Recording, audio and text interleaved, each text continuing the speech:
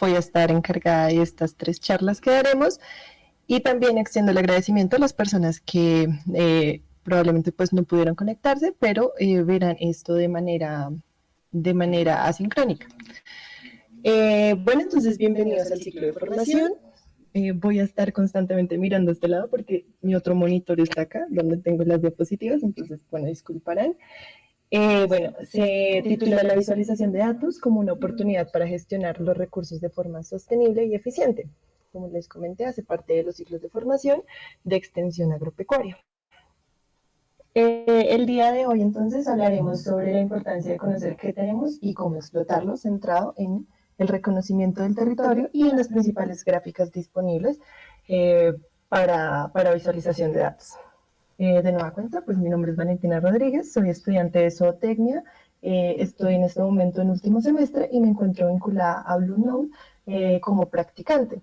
También cuento con una especialización en sistemas de información geográfica con la Universidad de Toronto y pues estoy como incursionando en esto de la extensión agropecuaria. Bueno, lo primero que quería comentar es tal vez qué idea tenemos de territorio. Entonces, probablemente cuando nos hablan de territorio, se nos viene a la mente, o nuestro primer imaginario es más o menos esto que vemos en la diapositiva. Algo como árboles, montañas, suelo, más como la flora. Tal vez en algún punto se nos venga a la mente la fauna nativa del sitio, entonces por decir algo, los pájaros que haya.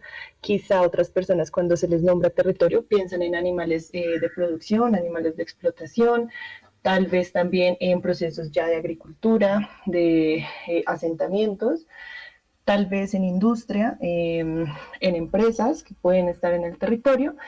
Y también, cuando hablamos de territorio, puede que pensamos en las interrelaciones, en la sociedad que está habitando ese espacio.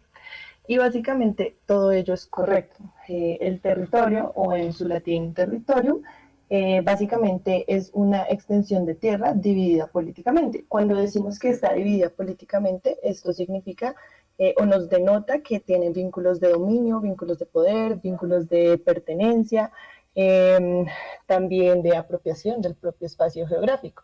Entonces empezamos a ver el espacio geográfico no solamente como lo físico, quizá el árbol, la montaña, sino lo empezamos a denotar con una dimensión política, una dimensión identitaria, indisociable, tal vez contradictoria, dicen algunos autores.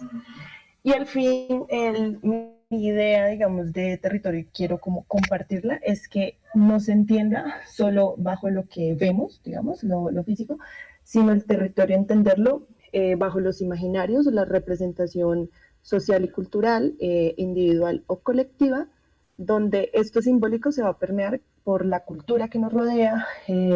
Entonces no solo vamos a entender la tierra, las plantas, el clima, sino también la construcción social, pues bajo la visualización sistémica del propio territorio.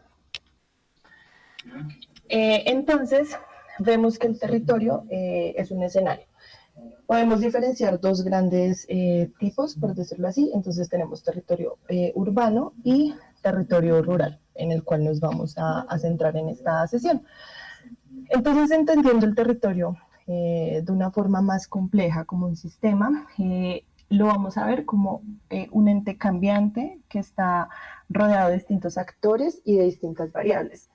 Por ejemplo, un territorio se va a diferenciar de otros por presencia o no presencia del Estado, por actores privados o comunitarios, por las dinámicas históricas de ocupación que se llevaron en este territorio, por el tipo de crecimiento poblacional o demográfico, por los proyectos que se tengan, las dinámicas de desarrollo, entre otros. Entonces, es un espacio físico-geográfico que contiene actores que mediante instituciones localizan sus espacios de poder. No solamente hablamos de lo que podemos ver y lo que podemos extraer del territorio. Ahora bien, la dinámica territorial entonces es un proceso de cambio continuo que está orientado hacia una triple orientación. Entonces tenemos la parte del crecimiento, la parte de la inclusión y la parte de sostenibilidad. Este dinamismo del territorio rural se basa y es como un diferencial del territorio o el medio urbano, es que en el territorio rural se va a basar en los recursos naturales del mismo. Estos recursos naturales se van a transformar hacia capital natural y hacia servicios ecosistémicos. Por lo cual, entonces, entendemos que los recursos naturales con los que cuenta nuestro territorio constituyen la riqueza de donde podrán venir los avances en el mismo territorio y en la comunidad que habita allí. Por ello, es indispensable, y es como la idea por la cual nació hacer estas charlas, conocer bien qué nos ofrece este territorio y cómo explotarlo de una forma correcta para que la comunidad pueda crecer junto a las producciones. Entonces, el medio rural es una entidad socioeconómica o pues un espacio geográfico que tienen algunos componentes básicos. El primero de ellos es el territorio, entonces el territorio se entiende como la fuente de los recursos naturales y de las materias primas que venía comentando, pero también una parte importante que hay que tener en cuenta es que es receptor de los residuos y del soporte de las actividades económicas que se lleven a cabo. Esto significa y nos da a pensar en algo que tocaré un poco después, de cómo nuestras acciones están afectando directamente el territorio, porque generamos impactos y generamos efectos. El segundo componente es la población. Entonces la población van a ser básicamente practicantes de diferentes actividades, bien sean actividades de producción, actividades de consumo, generadores de relaciones sociales y al final toda esta población va a formar el entramado socioeconómico que es de tipo complejo. También tenemos como otro componente los asentamientos. Estos son un conjunto de asentamientos que se crean basado en el intercambio que hay entre las personas, entre la población. Estos intercambios pueden ser de mercancías o de información y cuando se crean, digamos, estos intercambios, nacen ciertos canales de relación que generan diferentes tipos de asentamientos en los territorios. Y finalmente, el último componente son las instituciones. Estas pueden ser públicas o privadas y básicamente articulan el funcionamiento del sistema y normalmente opera bajo determinado marco jurídico, en dependencia pues, del territorio. Ahora bien, cuando uno empieza a leer como a diferentes autores, algunos apuntan a que hay factores claves para entender el éxito, que, bueno, la palabra, digamos, éxito es muy subjetiva, ¿no? Esto depende de la estrategia de desarrollo puntual y local de cada territorio, ¿no? Entonces, en algunos casos podemos ver casos de éxito, entre comillas, que en otro territorio no funcionaría porque no está bajo la misma, como la misma sombrilla, ¿no? Todo territorio es diferente. Pero entonces algunos apuntan que hay ciertos factores que se repiten, digamos, en los cuales uno puede ver la diferenciación entre unos territorios rurales y otros, y por qué unos parecen tener más éxito. Dentro de ellos destacan estos 5. El primero es la base económica, es básicamente qué idea tiene el territorio, bueno, qué ideas se tiene en el territorio de crecimiento y de productividad. La base ambiental, qué particularidades físicas hay en el capital natural y qué capacidad tienen estos de generar servicios ecosistémicos. Las estructuras organizativas e institucionales, que es básicamente el capital social que se tenga en el territorio. Las estructuras de poder y el contexto político, que es básicamente qué economía política de desarrollo hay en el territorio y las interrelaciones entre todos los actores y todos los espacios del territorio. No son los ciclos. Ahora bien, voy a tocar un tema que yo creo que la mayoría de personas que han estado en charlas, capacitaciones, lo que sea, del sector agropecuario, ya lo conocen de sobra, es algo que siempre nos van a hablar de todo lado que vamos, que escuchamos, siempre nos hablan acerca de la sostenibilidad y el desarrollo sostenible, dado que todo que hacer agropecuario pues debe estar fundamentado en el marco de lo sostenible y del desarrollo sostenible. Por lo que precisamente lo quiero ligar con esta parte que les comentaba de estar conscientes que generamos impactos y generamos efectos al territorio, de donde pues estamos extrayendo las materias primas. Básicamente, a manera pues muy resumida de qué habla de qué habla la sostenibilidad es eh, unas exigencias por integrar los factores económicos, factores sociales, factores culturales, factores políticos y factores ecológicos, pero no solamente es su integración, sino que se debe tener en cuenta aspectos locales y globales y también relaciones entre el presente y el futuro, entre la equidad inter e intrageneracional.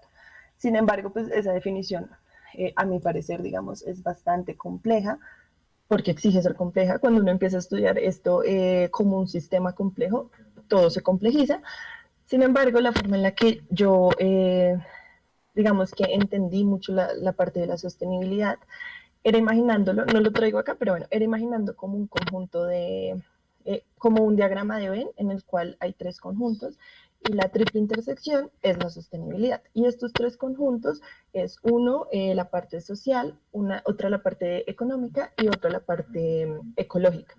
Entonces no se habla que una tenga más importancia que la otra, sino que en un equilibrio las tres tendrían que funcionar para hacer un sistema sostenible. Como les decía, entonces debemos comprender que los sistemas son cambiantes, entonces no, bajo la idea de sostenibilidad, no estamos hablando de eliminar el cambio, porque cuando eliminamos el cambio, de hecho estamos quitando características naturales del medio, que eso le tocará un poco más adelante, sino en vez de eliminar los cambios, lo que se está evitando o lo que se busca es evitar la destrucción de las fuentes de renovación. Entonces, busca que lo que es sostenible es el proceso de mejoramiento del sistema socioecológico. Básicamente, hablamos de desarrollo sostenible a lo que, o el objetivo, digamos, que persigue es un intento de redefinir nuestra idea de progreso y que se asegure que los cambios que afectan a la humanidad sean para mejor. Y que no solamente se suplan las necesidades de la generación actual o de las personas en este momento, sino que también se asegure el bienestar de las personas que vienen más adelante. De nuevo, entonces, tenemos lo que les venía comentando. Este cuadrito rosado es lo mismo que el anterior. Algunos autores apuntan que hay ciertas características universales o que son, no sé, que se repiten para que un sistema socioecológico sea sostenible. Entonces, ellos señalan seis características, digamos. El primero es que un sistema es sostenible cuando tiene disponibilidad de sus recursos, es decir, no es solamente tener los recursos dentro del territorio, sino qué tan disponibles están estos recursos para usarlos y explotarlos. El segundo es que un sistema tiene que tener adaptabilidad, flexibilidad y ductilidad ante los cambios. Es decir, que el sistema puede detectar los cambios y decide si adaptarse o actuar frente a ellos. También tiene que tener homeostasis general, es decir, ser estable, resiliente y robusto. Robusto se refiere más como como un antónimo de algo frágil, es decir, que sea un sistema firme, podríamos decir, que tenga capacidad de respuesta y que también sea autodependiente y tenga autorregulación de sus interacciones con el medio. Y finalmente, ellos destacan la parte del empoderamiento como una capacidad de que el sistema pueda innovar e inducir a cambios en otros sistemas en procura pues, de sus propias metas. Bueno, entonces en este punto, más o menos, hicimos como un barrido muy general de qué es el territorio, de cuál es la importancia de conocer qué tenemos. Y quizá podemos inferir algunas cosas. Entonces, podemos ver que en Colombia existen algunos espacios rurales rezagados, digamos, que no se les ve el potencial y no se explota de forma correcta. Y quizá ellos nos impulsa a reevaluar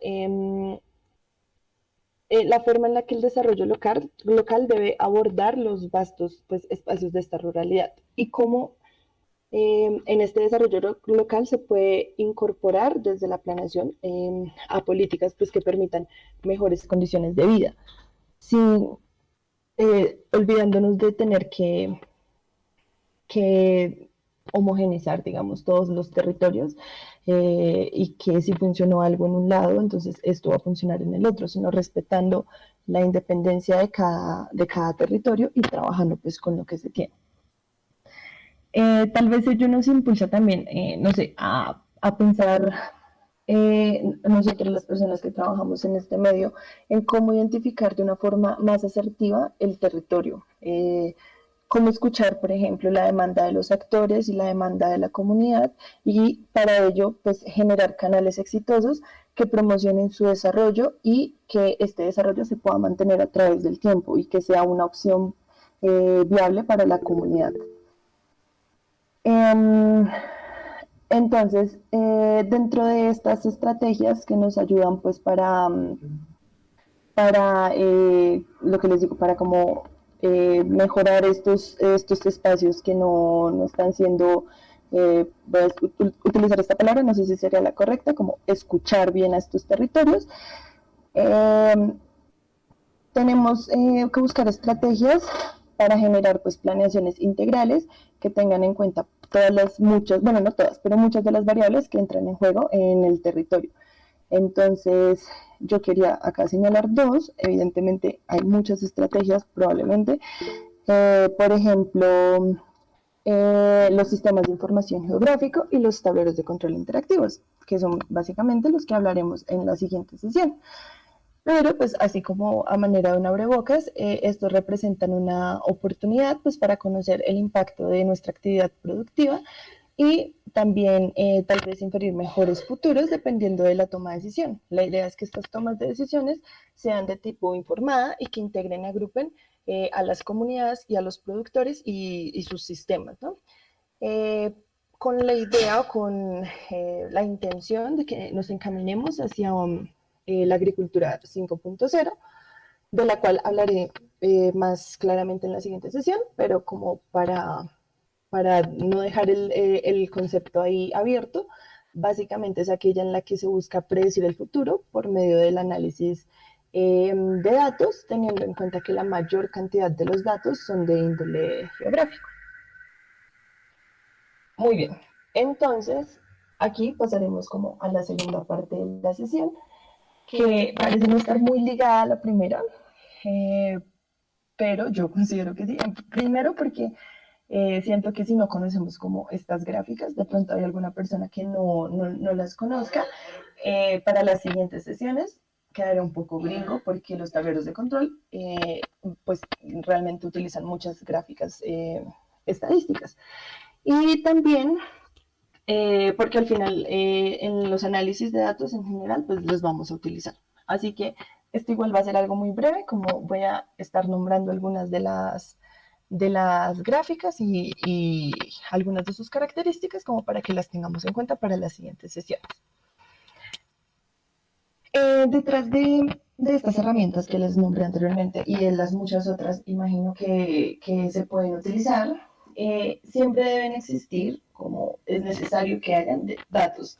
Y estos datos requieren evidentemente pues estar bien registrados y que pasen por una analítica. El dato en sí no, pues el dato en crudo no nos va a decir mucho, sobre todo si tenemos una gran cantidad de datos, por lo cual requiere un proceso pues de análisis para obtener las respuestas a nuestras preguntas objetivo, ¿no? del mismo análisis.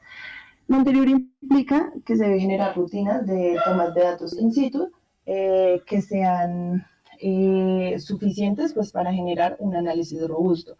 ¿A qué nos referimos con un análisis robusto? Que nos permita tener, bueno, creo que lo puedo explicar más con esta gráfica. Cuando yo hago el ejemplo acá con esta imagen, que básicamente es como se hace un mapa, digamos, muy general. Entonces es la unión de diferentes capas que al final, pues, cuando se ponen en una sola, es decir, se superponen, nos pueden llegar a botar información interesante y responder alguna pregunta objetivo. Entonces, cuando, cuando hablo de un análisis robusto y tomas de datos suficientes, es generar datos que abarquen las diferentes variables de las que hablábamos del territorio. Entonces, empezamos a movernos no hacia análisis puntuales en los que ignoramos de pronto todos los demás datos que hay alrededor, sino intentamos utilizar estos softwares para analizar distintas variables. Y así tenemos en cuenta al final que nuestra respuesta a cierta pregunta tuvo en cuenta bastantes variables de un sistema complejo, ¿no?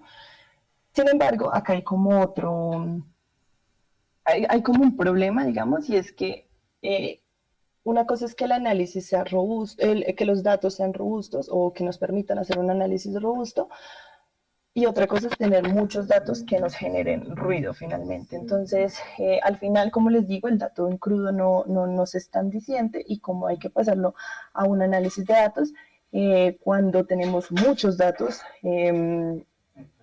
que quizá tomamos porque sí, entre comillas, nos damos cuenta cuando vamos a hacer el análisis que no era necesario, muchos de ellos. Entonces hay que estar mucho tiempo depurando los datos, depurando las bases y todo eso, y al final es tiempo que se está perdiendo porque la toma de datos in situ, pues, o en finca, también come tiempo y es bastante compleja, ¿no? Dependiendo de todo lo que queremos tomar. Entonces, si vamos igual a invertir tiempo tomando los datos y registrándolos, pues que sean datos que al final sean importantes como para el análisis. Estos datos entonces recolectados los vamos a tratar. ¿Cómo se tratan? ¿Qué análisis hay? No sé si de acá alguno pudo o tuvo la oportunidad de tomar ciclos de formación anteriores que ya hemos llevado a cabo. En otros ciclos, Estefanía alcanzó a explicar algunas cosas sobre análisis. Igual, si hay preguntas más puntuales acerca de estos análisis, podemos también generar otras clases. Pero bueno, la idea es que estos datos pasan por un análisis y generan al final indicadores. Y estos indicadores deben tener ciertas características. Principales características: que sean fáciles de entender, que sean llamativos y que sean legibles. Y es por esto que necesitamos conocer las gráficas estadísticas, porque finalmente es una forma muy rápida para dar a entender información que puede ser muy compleja, que cuando la vemos en una base de datos de pronto es muy compleja, o en el análisis en sí es muy compleja, pero las gráficas nos permiten mostrar información de manera rápida y muy legible. Entonces, bueno, como les digo, nos vamos a centrar en unas gráficas así de manera muy rápida. La primera entonces es, pues la primera que les traigo acá sin ningún orden en particular, es la gráfica de líneas. No sé si algunos ya la habrán visto, supongo que sí. Es una gráfica muy común. Lo más básico como pues que podemos decir es: cuentan con dos ejes, usualmente el eje Y es el eje dependiente y el eje X es el eje independiente. Tendremos diferentes datos que los vamos a colocar más o menos como coordenadas, y finalmente van a generar unas líneas, ¿no? Y estas líneas nos pueden mostrar el comportamiento de distintas variables de nuestro interés, ¿no? Eso depende ya de los datos que tengamos.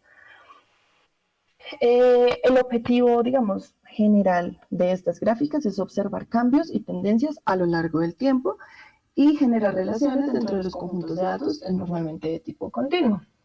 Esto es general porque, pues, no sé, uno, digamos, cuando va haciendo un análisis de datos, empieza a probar muchas gráficas y hay gráficas que no nos gustan, que no muestran lo que queremos, entonces se descartan. Así que, pues, esta, digamos, es una opción. Habría que ver cómo con los datos que tenemos qué se puede lograr. Cosas importantes. Bueno, yo puse especialmente esta gráfica, la hice así. Mi idea era que quedara muy fea. No sé si ustedes alcanzan a ver, pero bueno, tiene muchas líneas, hay muchos conjuntos de datos comparándose. Tampoco tienen nombre en los ejes y no tienen título. La gráfica de por sí debería explicarse solita. Entiendo, bueno, pues si uno la tiene en un informe, lo que sea, puede tener un contexto arriba o un contexto abajo que explique, pero en sí la gráfica solita debería poderse explicar, ¿sí? Al menos darse una idea de qué es lo que quiere mostrarnos, ¿no? Entonces siento yo que esta primera gráfica que les puse acá es muy compleja de entender. Puse otro ejemplo acá arribita. Esto es una función de R, o sea, no viene aquí al caso, pero lo que quería de pronto ejemplificar es que acá también hay muchas líneas, ¿no? Entonces podemos decir como, no, qué complicado, pero podemos empezar a ver algo. Entonces uno puede decir como, ok, esta línea negra probablemente está mostrándome un resumen de las otras, como que visualmente me está diciendo algo más. Tiene un título, en este caso el título no es muy diciente porque les digo, pues es como una función de R, tiene un título y bueno. Pero la importante, digamos, la que yo les quería mostrar, es un ejemplo muy sencillo, en la cual sí tenemos los ejes marcados con unidades, con nombres, perdón, y unidades, tenemos un título y también tenemos algo más de explicación, ¿no? Entonces, la línea negra es esto y la línea roja es esto, básicamente. Entonces, es como la gráfica en sí solita, pues debería poder explicar algo. Los datos realmente no importan. La segunda que coloqué fue la gráfica circular o de torta o de pie, no sé cómo de pronto la llamarán más. Esta básicamente muestra partes de un todo, es decir, como si el círculo, la tortica, fuera el 100% y las secciones en las cuales está dividida fueran porcentajes. Y estos porcentajes pues van a ser algo de nuestros datos, ¿no? De lo que queremos mostrar. Entonces, lo mismo acá. Puse una gráfica como mal hecha y otra un poquito mejor. Entonces, en la primera quería resaltar, en primera, bueno, lo que ya les dije, no hay títulos, no es muy diciente la información, no habla por sí sola, pero lo importante es que no hay muchas diferencias entre los porcentajes que están formando las secciones de la torta.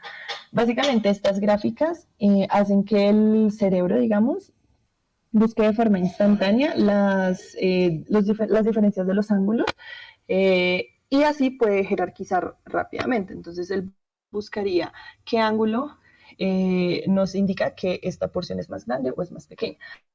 Por lo cual en este caso, cuando yo hice esta gráfica, busqué que los porcentajes fueran muy similares y así pues, la gráfica no nos está diciendo mucho.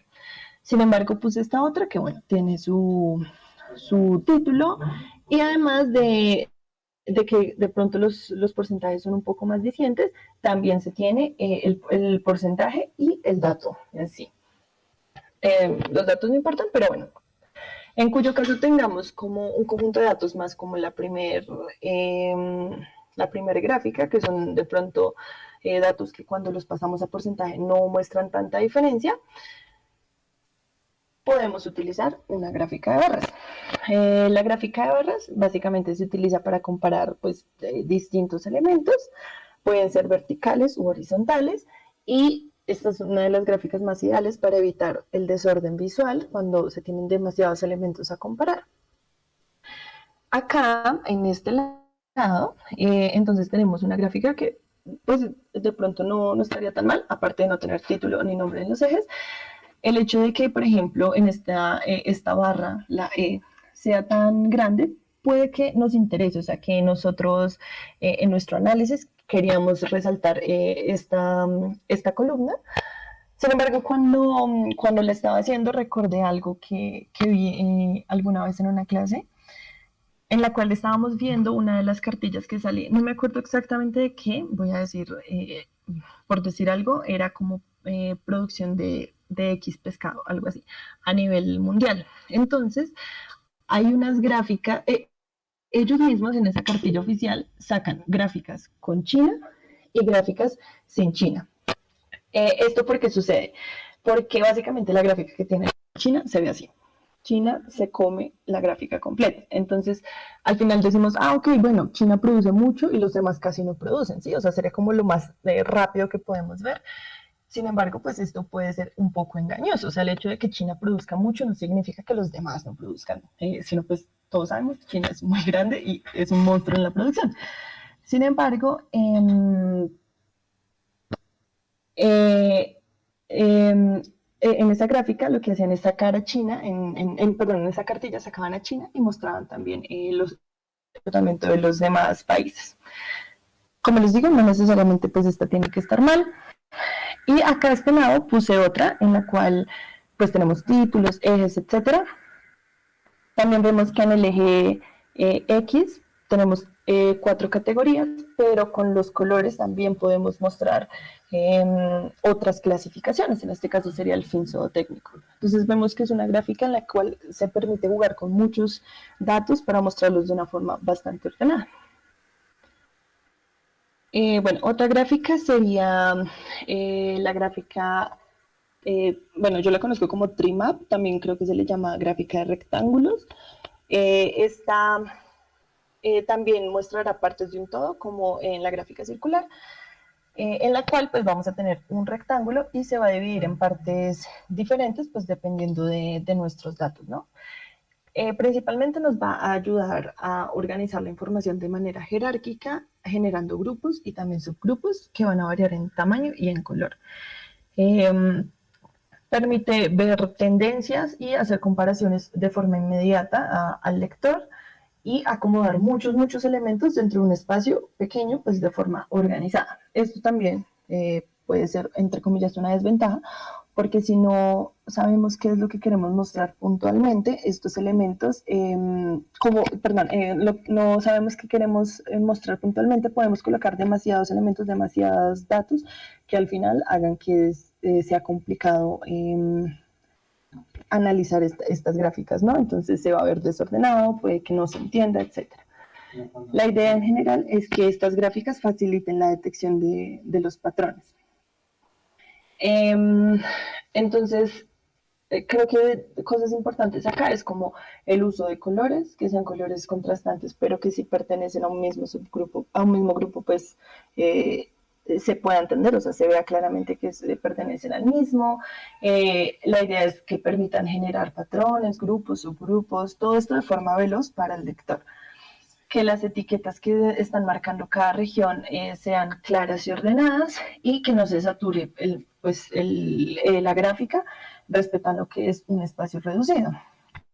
A este lado yo puse una de estas gráficas en la cual, bueno, a mí me parece que está muy fea, la hice yo, no estoy insultando a nadie, me parece que está compleja, digamos, o sea, los colores a mí no me dicen mucho, las palabras están una como sobre la otra, a mí me parece complicada de entender. Sin embargo, por ejemplo, estas, bueno, además de tener títulos, las etiquetas muy bien acomodadas, podemos empezar a ver cosas muy rápidas. Por ejemplo, o sea, yo que sé, de primer vista podemos ver, ok, agosto, julio y marzo se llevan casi la mitad de las ventas de ese año. En cambio, por ejemplo, noviembre, abril, no sé, algo pasó, qué pasó en febrero, bla, bla, bla. Ahí podemos empezar como a analizar un poco más, que es lo que realmente nos debería permitir esto en cualquier gráfica. Bueno, muy bien. Ahora, las gráficas de 2 ejes, entonces, en estas gráficas lo que se hace es la generación de un segundo eje Y se pueden colocar entonces varios gráficos dentro del mismo espacio, ¿no? Estas gráficas corren el riesgo de que pueden generar confusión, sobre todo si están mal diseñadas, y esto a la larga va a significar que en los análisis y en la toma de decisiones se hagan de manera engañosa. No solamente tienen que ser de 2 líneas, como está en la diapositiva, sino pueden ser de columna en línea, de doble columna, de ejes múltiples, etc. Por ejemplo, aquí, esto sería una típica que engañaría mucho, al menos a mí me engañaría mucho. Yo como que entiendo un poco más con colores, mi cerebro como que funciona más con los colores. Pero en este caso, bueno, además de no tener título y los ejes no están marcados, no podemos ver muy bien qué línea está asociada a qué eje o cuál es el comportamiento. No, al menos yo no la entiendo muy bien, a diferencia, por ejemplo, de la que tenemos acá, que tiene un título, los ejes marcados y podemos ver más o menos cada línea a lo que se refiere, ¿no? Entonces tenemos una línea de temperaturas y una línea de precios. Bueno, muy bien, ya casi para terminar, la gráfica, también tenemos gráficas de áreas, entonces estas van a permitir identificar distintas tendencias en los datos, normalmente a través del tiempo. Es muy parecida a una gráfica de líneas, Sin embargo, pues lo que hace esta es que rellena, digamos, el espacio que hay entre las líneas o desde el cero hasta la misma línea. Y este sombreado, digamos, con color permite que se aprecie magnitudes en tendencias o en volúmenes. En estas gráficas, siento yo que lo importante es como evitar que haya como oclusión, como que la capa cubra otra información importante del gráfico. Entonces, como es importante que, por ejemplo, si tenemos una comparación de datos múltiples, se utilicen gráficas de áreas como apiladas, como vendría haciendo esto. O sea, ustedes ven que un área no está sobre la otra, entonces cada área está separada, pues para no hacerlo como tan complicado. Y también eh, están las gráficas de pirámide, ¿no? Entonces estas gráficas permiten visualizar relaciones generando una forma de triángulo invertido, o sea, como de una pirámide, o bueno, en este caso pues un triángulo. Lo importante es que estas gráficas nos muestran jerarquías normalmente. Es importante acá etiquetar de forma clara las subcategorías y organizarlas, pues lo que les digo, en función de su jerarquía, como para que se respete la forma y que ojalá estas barritas, digamos, a lo alto tengan como la misma distancia. Eso es como más estético y ya. En este caso solamente pues tenemos ahí un ejemplo de una gráfica más poblacional. ¿Sabes qué es lo que estoy pensando? Y ya las dos últimas que traje, obviamente hay muchas más gráficas, yo coloqué las que veo más como más seguido. La nube de palabras, esta es como para análisis cualitativos, se generan listas ponderadas mostrando el texto en diferentes tamaños de fuente o de color. Bueno, la idea es que se diferencien entre las palabras y el objetivo es mostrar frecuencias o categorías. Permite identificar tendencias y patrones en conjunto de los datos cualitativos. Es importante también que, sobre todo en estas gráficas, se proporcione un contexto, porque pues la gráfica sola sí probablemente no nos diga nada. Y también acá es muy importante hacer como filtrar bien y analizar bien las palabras o los datos, en este caso, que se van a colocar. Porque no todas las palabras son clave, no todas las palabras nos van a indicar algo para nuestro análisis, ¿no? Entonces es depurar palabras que no van a entrar en el análisis y eso pues para que al final sea congruente lo que nos están diciendo. Y por último tengo la gráfica de dispersión. Estas son útiles cuando tenemos muchos datos. Entonces, para visualizar los datos de una forma ordenada, las gráficas de dispersión son bastante útiles. En general, ayudan a averiguar qué tan intensa es la relación entre dos variables numéricas. Tenemos lo mismo que hablábamos al inicio. El eje X normalmente es una variable independiente y el eje Y es una variable dependiente y responden ciertas preguntas como cuál es la relación entre dos variables, cómo se distribuyen los datos, dónde están los valores atípicos, etc. En este caso, bueno, puse una que está como clasificando, digamos, varios datos, entonces no es solamente la dispersión, sino también se pueden clasificar, ¿no? Entonces tenemos distintos clasificaciones en todos los ejes. Ok, muy bien. Entonces hasta ahí pudimos más o menos darle como un brochazo, digamos, porque sé que no fue muy profundo de qué es el territorio, qué lo compone, cuál es su importancia, hacia dónde debemos encaminar nuestras producciones, qué elementos visuales tenemos para presentar la información de la manera más clara.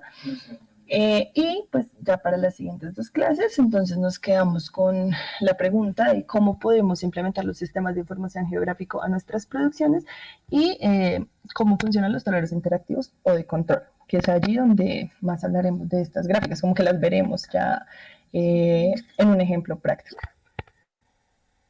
Bueno, vi que hay muchas preguntas, entonces voy a abrir acá. ¿Quieres leer? Dime, perdóname, no te escuché bien. Perdón, ¿prefieres que te las preguntas o las vas a contestar? Bueno, si puedes leérmelo, estaría perfecto.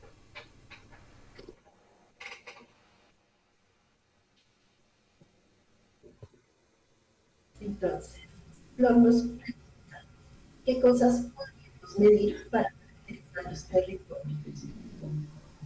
Listo. Se te escucha un tricito cortado, pero igual se te entendió perfecto. Para caracterizar los territorios, al menos desde el lado de los sistemas de información geográfico, normalmente lo principal es los estudios de suelo, en el caso, digamos, de las producciones. También los estudios, no sé, bueno, como climáticos, digamos, entonces entraremos a ver temperaturas, humedades, etcétera. También normalmente se ven en los datos históricos, eh, por ejemplo, por seguir el ejemplo de la parte de agricultura, entonces, qué fertilizantes se han utilizado, qué procesos se les han hecho como procesos físicos, digamos, arado, todo esto. También, de nuevo, lo centro mucho en sistemas de información geográfico porque quizás es un poco de lo que más, de lo que conozco. También para medir y caracterizar los territorios se utilizan mucho los sensores remotos o imágenes satelitales. De hecho, es una buena pregunta porque es algo que me emociona hablar en la siguiente clase. Es un tema muy interesante que como productores quizá no lo conocemos mucho, pero nos puede ayudar bastante. Entonces se hacen como análisis de los sensores remotos y con ciertas, se juega como con las bandas de luz visible e invisible para ver tipos de vegetaciones, dónde se está perdiendo las vegetaciones y todo eso nos ayuda a caracterizar como el territorio. Muchas gracias. Nos pregunta, ¿cómo se pueden medir la calidad en los datos? ¿Cómo se puede medir? ¿Sí? ¿Cómo podemos medir la calidad de los datos?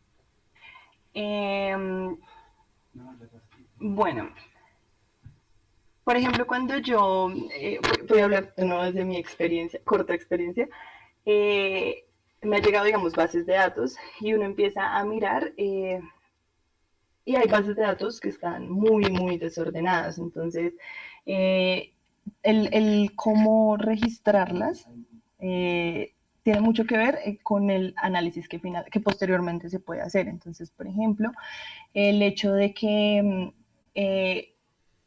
bueno, de pronto digamos ahí Stephanie me podría corregir, pero yo considero que una de las cosas que habla mucho de la calidad de la toma de datos es la persona quien la toma. Entonces, a veces, pues por situaciones que no podemos evitar, las personas toman hay diferentes personas tomando los mismos datos, ¿no? Entonces, cada persona los toma de forma diferente. Y esto hace que al final, si no se tiene como un estándar, digamos, de decir, estos datos se van a tomar así, a estas horas, o bueno, en estos días, al final de este ciclo de producción, lo que sea, se empiezan a desordenar mucho. Y al final nos encontramos con bases de datos muy desordenadas que dificultan, digamos, hacer el análisis. También, pues considero yo que dentro de calidad de datos está el hecho de que tan importante es ese dato que estamos tomando. Lo que yo les decía, no es tomar datos por tomar, porque en la profesión, digamos, en el quehacer, hay muchos datos, o sea, casi todo es dateable, no sé cómo se diría, pero casi todo lo podemos sacar un dato. Sin embargo, no todo es relevante. Entonces podemos ver que yo puedo tomar variaciones por decir algo, de temperatura súper seguido y probablemente todos los datos me van a dar diferente, pero al final, ¿qué tan necesario es tener estas frecuencias de datos tan seguido? O sea, al final me está llenando memoria o tiempo, lo que sea, y quizá vamos a utilizar un promedio, o quizá vamos a utilizar el de una semana, o cosas así.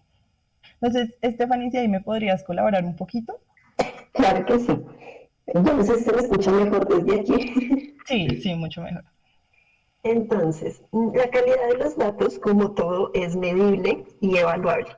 Generalmente parte de algo que nosotros llamamos diccionarios de datos. Los diccionarios de datos van a determinarme qué variables tengo, a qué corresponden, o sea, como si son cualitativas, cuantitativas, y qué valores pueden tomar. Con eso nosotros podemos empezar a evaluar un primer filtro que es Por ejemplo, si yo tenía una variable que se llama ciudad para mirar la parte de territorio, no me puede aparecer, yo qué sé, Oceanía.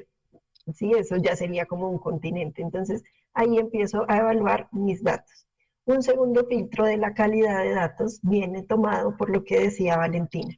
Si muchas personas tomamos datos en una misma base de datos, esos datos deben ser replicables, o sea, que a todos nos deben dar lo mismo, y repetibles. Eh, ¿Qué quiere decir? Que constante, o sea, que más bien la repetición, replicación de esos datos debe ser mínima. Yo no estoy duplicando datos a pesar que estoy tomando con otras personas. ¿Listo? Y así existen un sinfín de indicadores que nos pueden dar la calidad en los datos. Sin embargo, digamos que eso es muy específico a la base de datos que yo tengo y al propósito que quiero con esos datos. Porque si yo me pongo, no sé, estoy bajando una base de datos Big Data con una variable que no voy a utilizar, evaluar la calidad de esa variable me cuesta tiempo, una inversión importante de recursos computacionales y no la voy a utilizar. Entonces siempre en mente el objetivo y como nos dijo Valentina, la utilidad. ¿Listo? Gracias, Stephanie. Ok. La otra pregunta que nos hacen es, al momento de depurar los datos, ¿existe alguna manera de hacerlo de forma automática? O sea, ¿cómo automatizar los datos? Yo creo que sí. Digo creo porque Stephanie es muy dura con los datos, pero sí, claro. O sea, por ejemplo, no sé si te refieras como a que se haga de forma instantánea, pero sí, o sea, por medio de software se puede hacer. Por decir algún ejemplo, digamos, muy sencillo, eliminar datos repetidos, ¿no? Entonces, que por alguna situación se empezaron a repetir algunos datos y eso se puede hacer muy fácil en Excel, también se puede hacer por código. Eh, Supongo yo, Stephanie me corrige, si de pronto pues se puede generar código suficiente como para que se pueda pasar la base de datos y extraer, digamos, lo que no nos sirve, ¿no? Depurar los datos que no nos sirven. Y en el caso, por ejemplo, de los sistemas de información geográfico, normalmente, al menos nosotros lo que hacemos pues es tomar bases de datos que están libres, ¿no? Entonces son datos libres o datos que ciertas empresas o entidades gubernamentales dejan libres y uno toma y son bases de datos enormes, son históricas. Y lo que uno hace es empezar a filtrar lo que uno necesita. Entonces también se puede hacer, es una forma rápida de no ir uno por uno.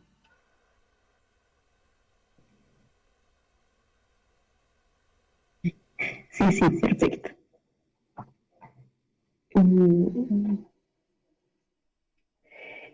Es posible que los colores en una gráfica muestren algo más que, digamos, el mismo color, o sea, pueden representar algo adicional dentro de la gráfica. Sí, sí. De hecho, es una buena estrategia, digamos, que clasificar por color nos esté dando más información. No sé si alcanzaste a ver, hay una gráfica de barras que coloqué en la cual los colores nos estaban indicando algo. Y pues es algo bueno, porque por ejemplo uno piensa en una gráfica es relativamente pequeña y tengo que hacer que quepa, digamos, mucha información, que sea lo más diciente posible de una forma ordenada. Entonces los colores pueden ayudarnos con eso. Eh, por ejemplo, acá en esta que te había mostrado, tenemos, digamos, las categorías y uno ve distintos colores, pero entonces cada color está significando algo. Por ejemplo, el rojo es ceba, el verde es ciclo completo y el azul es cría. Y como este ejemplo, pues puede ser igual en cualquier gráfica de las que hablamos. El color es como muy bueno para indicar otro tipo de información. Y también para información continua. Nosotros podemos usar el color como un gradiente, desde el más oscuro hasta el más clarito. Bueno, aquí nos preguntan, ¿cómo se puede poner variables con diferentes escalas en una misma gráfica?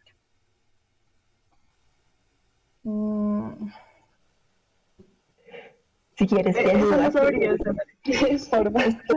Nuestras gráficas, como se dan cuenta, muestran un eje a la izquierda y inferior. Pero si yo necesito utilizar más de diferentes escalas, diferentes, digamos, formas numéricas de lo que yo quiero mostrar, puedo usar las 4 ejes de mi grafiquita. Lo más común es usar un eje secundario, o sea, yo tengo aquí unas gráficas de barras hechas con el eje de la izquierda y adicionar un eje a la derecha. Pero también puedo agregar un eje superior. Esa es la primera estrategia. La segunda estrategia es utilizar gráficos 3D, donde yo voy a tener superficies o contornos y voy a tener 3 ejes para graficar.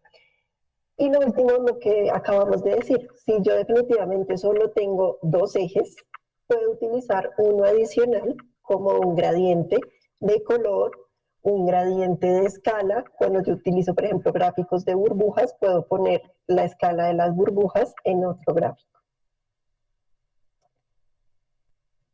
Bueno, por aquí también nos preguntan a qué se refieren los gráficos multivariantes y le voy a quitar la palabra a Valentina para decirles a eso mismo.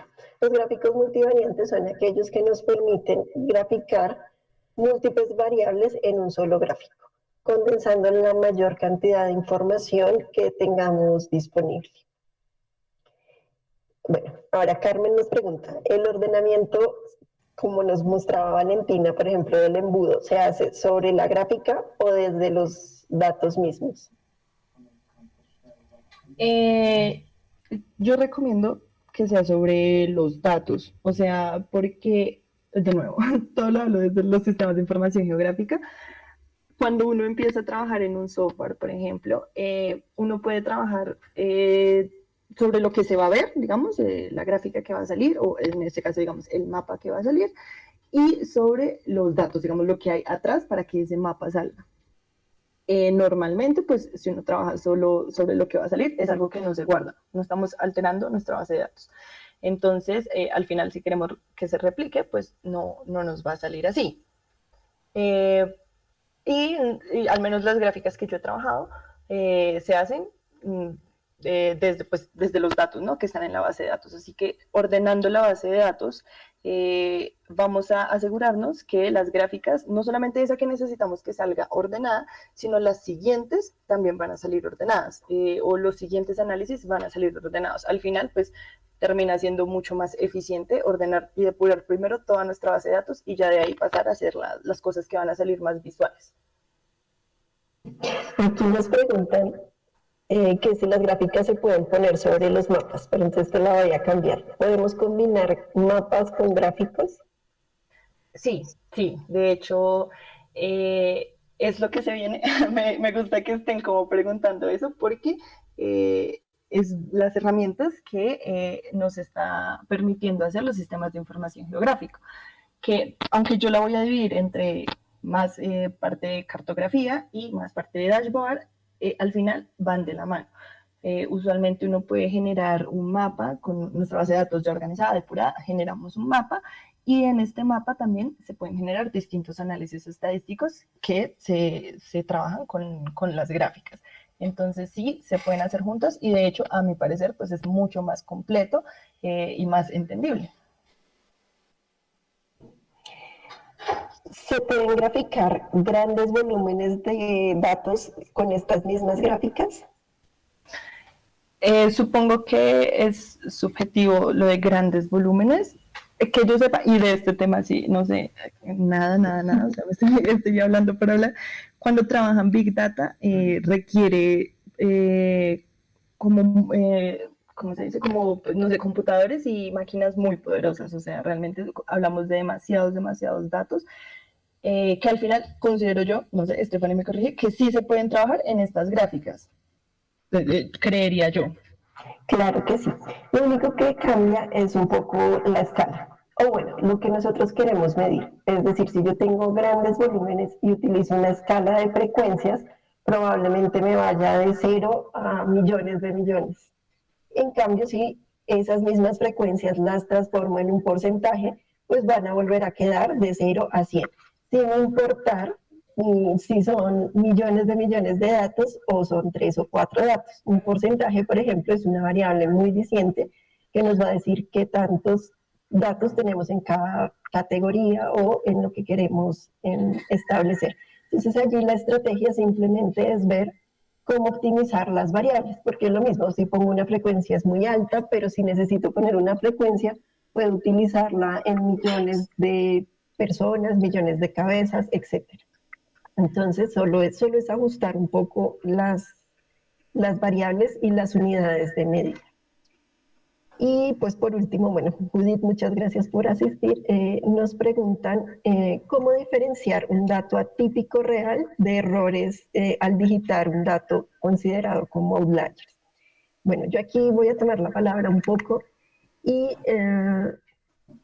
siempre, bueno, lo que pasa es que cuando nosotros trabajamos Big Data esto se puede volver engorroso, pero lo primero siempre es crear el algoritmo para que me diga cuál es un dato atípico. ¿Sí? O sea, tengo que establecer cuál es mi límite de los datos atípicos. Me voy directamente sobre la estadística que me va a decir, no, mira, un dato atípico es 1.5 veces el tercer cuartil, o lo hago por criterio del investigador, por criterio del analítico, lo hago a través del diccionario de datos, porque el diccionario de datos me decía que mis datos iban de 0 a 100 y tengo un 200. Y una vez establecido ese umbral para decir que es un dato atípico, tengo que empezar a validar esos datos atípicos. Y a veces es un poco fácil encontrar errores en digitación por el conocimiento de esa variable.